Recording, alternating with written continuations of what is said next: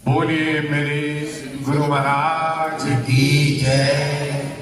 बोलिए नगली निवासी भगवान की जय। जयकारा धीरे लग रहा है, आसपास सोए हुए को पता चल जाए कि आश्रम पे कुछ कार्यक्रम हो रहा है परम दयाल जी के पावन स्थल पर। बोलिए नगली निवासी भगवान की जय। बोलिए परम दयाल जी महाराज की जय। मैं हृदय सम्राट परमहंस दयाल जी महाराज जी नगली निवासी भगवान और आनंदपुरी जी महाराज के चरण कमलों में साष्टांग प्रणाम करते हुए मंच पर बैठे हुए सभी संत जन, आदरणीय और मेरे प्यारे गुरु महाराज जी के प्रेमी भक्तजन, कहने में आप लोग 2 दिन से बहुत कुछ सुने हैं। यह है आनंद। रामायण में मुझे एक चौपाई याद आती है, राम भक्ति जह सुरसरी धारा, वह है भक्ति रूपी धारा। वैसे तो गंगा जी को कहा है भक्ति रूपी धारा, राम भक्ति। जो आनंद यहां इस वर्ष के अंत में और वर्ष के प्रारंभ में जो हमें मिल रहा है उसका वर्णन नहीं किया जा सकता। ऐसे महान संतों की, ऐसे महापुरुष की तपोस्थली इस पावन भूमि पर,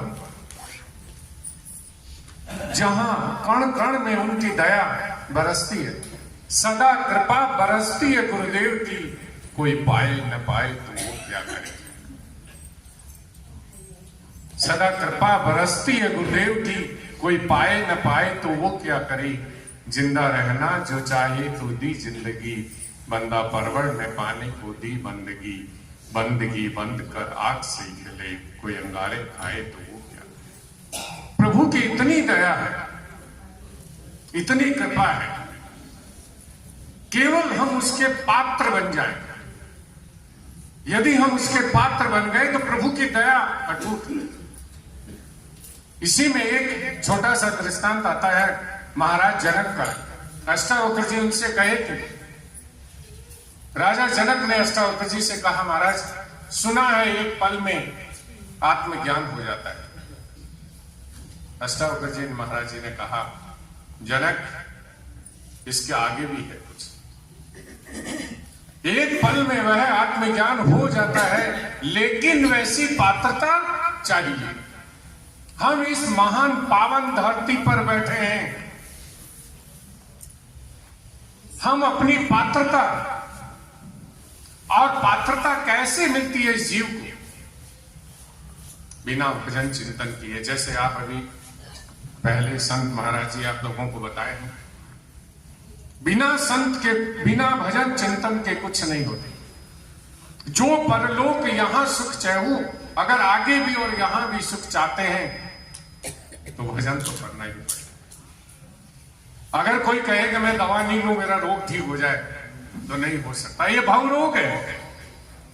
ये भव रोग बिना भजन चिंतन के नहीं हो सकता। मैं इतना विश्वास दिला के कहता हूं कि यदि हम आधा घंटा सुबह और आधा घंटा शाम, बल्कि ज्यादा करें, ये नहीं आधा घंटा ही ले ले, निरंतर एक पल भी गुरु के चरणों से मैं अलग न हूं, मेरा हर कार्य, हर चिंतन, हर काम केवल गुरु के चरणों से शुरू हो और वहीं पर अंत हो जाए। गुरु के नाम में इतना बड़ा पावर है, भजन चिंतन में इतना पावर है कि हमारा सब काम हो जाएगा। करने वाले हम कौन होते हैं? वो मालिक करा देते हैं। हम इस 2024 के अंत में और 2025 के प्रारंभ का ये आनंद जो ले रहे हैं, हर किसी के बस की बात नहीं है। हम लोगों का पूर्व जन्म का बहुत बड़ा संस्कार है, बहुत बड़ा है। कोई धारा कहां से आए, कोई कहां से आए। और परमहंस दयाल जी महाराज जी अपने इस तपोस्थल पर जहां 20 वर्ष बैठकर किस स्थिति में उन महापुरुषों ने यहां भजन चिंतन किया, हम लोगों को कितनी सुविधाएं बना दी। उनके बताए रास्ते पर गुरु पद पंकज सेवा, संतों का शरण पकड़ करके उन महापुरुषों की महिमा आप लोग सुने हैं, इसे धारण करके अगला वर्ष हमारे को इसी में बिताना है। प्रयास करना है कि जितना गुरु के चरणों में हम आनंद ले सकें, जितना भजन चिंतन कर सकें। मेरा आप लोगों से यही अनुरोध है और मैं आशा भी यही करता हूं।